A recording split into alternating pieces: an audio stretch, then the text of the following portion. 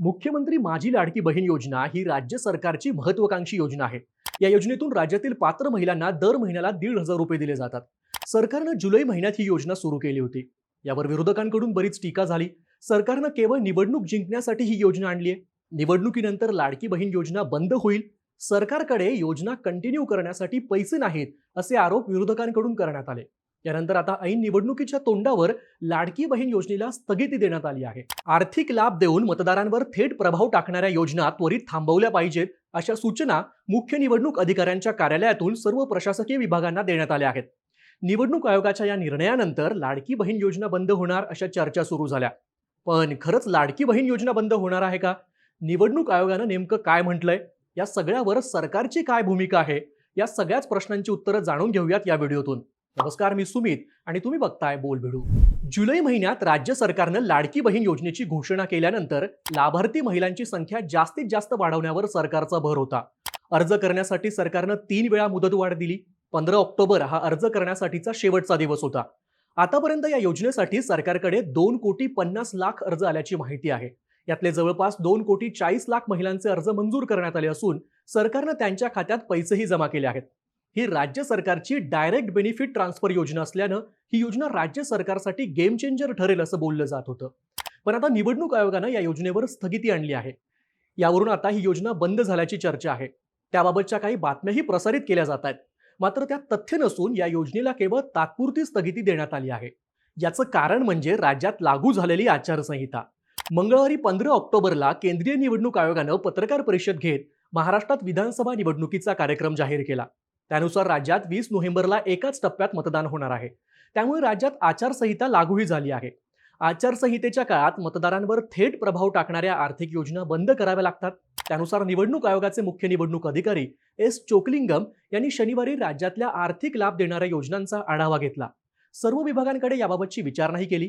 त्यानंतर राज्य सरकारच्या महिला आणि बालकल्याण विभागाकडून लाडकी बहीण योजनेसाठी मोठ्या प्रमाणावर आर्थिक लाभ दिला जात असल्याचं समोर आलं। त्यामुळे विभागाकडून या योजनेची माहिती मागवण्यात आली। पण या विभागानं 4 दिवसांपूर्वीच योजनेसाठीचा निधी थांबवला असल्याचं निवडणूक आयोगाला समजलं। आचारसंहितेचा भाग म्हणून महिला आणि बालविकास विभागाकडून या योजनेसाठी लागणारा निधी थांबवला आहे। तसंच आता महिलांना या योजनेसाठी नव्यानं अर्ज देखील करता येणार नाहीत। अर्ज भरण्यावर देखील स्थगिती देण्यात आली आहे। निवडणुका पार पडल्यानंतर डिसेंबर महिन्यात पुन्हा अर्ज भरण्याची प्रक्रिया सुरू होऊ शकते अशी माहिती आहे। लाडकी बहीण योजनेसोबत निवडणूक आयोगानं राज्य सरकारच्या योजनादूत योजनेला देखील स्थगिती दिली आहे। या योजनेच्या माध्यमातून सरकारच्या योजना लोकांपर्यंत पोहोचवण्यासाठी योजनादूतांची नियुक्ती करण्यात येणार होती। त्यांना दर महिन्याला 10,000चं मानधन देण्यात येणार होतं। पण आयोगानं या योजनेला देखील स्थगिती दिली आहे। लाडकी बहीण योजनेला स्थगिती दिल्याची बातमी समोर आल्यानंतर महिला आणि बाल विकास विभागाचे मंत्री आदिती तटकरे यांनी स्पष्टीकरण दिलं आहे। त्यांनी ट्विट करत सरकारची भूमिका मांडली। मुख्यमंत्री लाडकी बहीण योजना सुरूच राहणार असल्याचं त्यांनी सांगितलं। मुख्यमंत्री माझी लाडकी बहीण योजनेची अंमलबजावणी जुलैपासून सुरू झाली होती। या योजनेअंतर्गत महाराष्ट्रातील पात्र भगिनींना दरमहा 1,500 रुपये त्यांच्या आधार लिंक केलेल्या बँक खात्यात जमा केले आहेत। शासनानं जुलै, ऑगस्ट आणि सप्टेंबर या महिन्यासाठीचा लाभ आधीच पात्र भगिनींच्या खात्यात जमा केला आहे। 4 ते 6 ऑक्टोबर दरम्यान ऑक्टोबर आणि नोव्हेंबर महिन्याचा लाभ राज्यातील 2,34,00,000 पात्र भगिनींना देण्यात आला। सर्व पात्र महिलांना डिसेंबर महिन्याचा लाभ डिसेंबर महिन्यात देण्यात येणार असून या योजनेबाबत कोणत्याही चुकीच्या माहितीला महाराष्ट्रातील माता भगिनींनी बळी पडू नये अशी विनंती आदिती तटकरे यांनी केली आहे। यावर अर्थमंत्री अजित पवार यांनी देखील प्रतिक्रिया दिली आहे। राज्याचा उपमुख्यमंत्री आणि वित्तमंत्री या नात्यानं अतिशय जबाबदारीनं सांगतो, मुख्यमंत्री माझी लाडकी बहीण योजना ही कुठल्याही परिस्थितीत बंद होणार नाही, असं अजित पवार म्हणाले।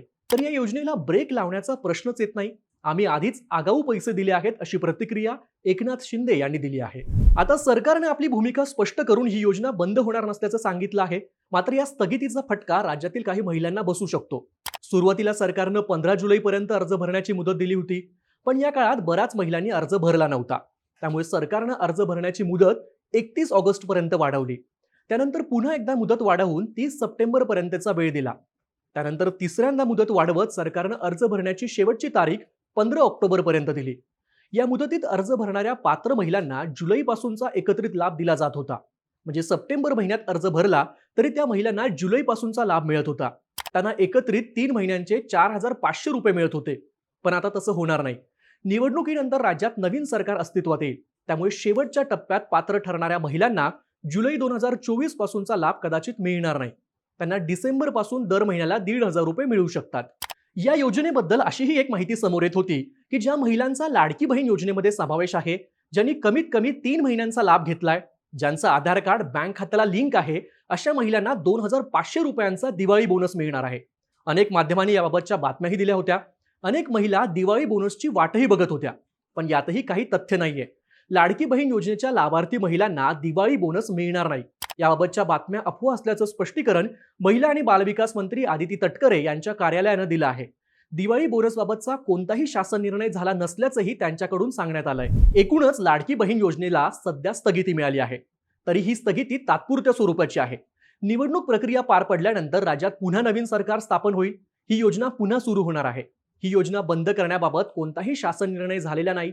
आचारसंहितेमुळे ऑक्टोबर आणि नोव्हेंबर महिन्याचे पैसे सरकारनं आधीच पात्र महिलांच्या खात्यावर पाठवले आहेत. केवळ शेवटच्या टप्प्यात अर्ज भरणाऱ्या महिलांना आचारसंहितेच्या काळात योजनेचा लाभ मिळणार नाही. या घडामोडीबद्दलच्या तुमच्या प्रतिक्रिया कमेंट करून सांगा आणि अशाच माहितीपूर्ण व्हिडिओसाठी बोलबिडूला सबस्क्राईब करायला विसरू नका.